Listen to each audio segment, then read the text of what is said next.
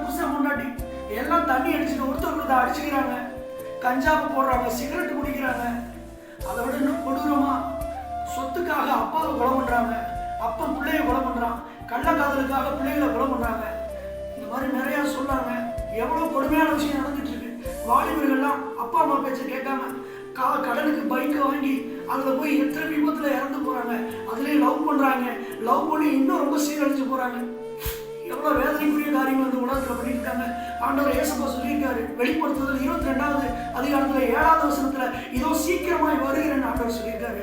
ஆண்டவர் வந்தாருன்னா நியாய தீர்ப்புல எல்லாரோட நிலைமை என்ன தெரியுமாங்க ஆகும்? அவனவன் கிரியைக்கு தகுந்த பலனை ஆண்டவர் கொண்டு வரேன்னு சொல்லியிருக்காரு.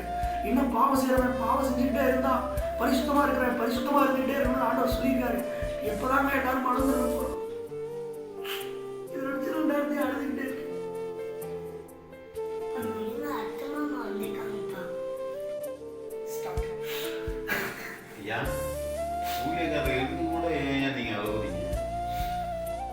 எல்லா பேரும் சேர்ந்து ஜெபம் பண்ணுவோம்ப்பா. நம்ம எல்லா பேரும் சேர்ந்து ஆத்மா நிறைய பெருகட்டும்பா. ஆமென். பிரியமானவர்களே, நாம் எல்லாரும் சேர்ந்து ஆண்டவருடைய ராஜ்யத்தை கட்டுவோம், அழிந்து போகிற ஆத்மாக்களை பாதுகாப்போம். இதோ சீக்கிரமாய் வருகிறேன் என்று ஆண்டவர் சொல்லியிருக்கிறார். நீங்களும் இயேசுவை சந்திக்க ஆயத்தமாய் இருங்கள்.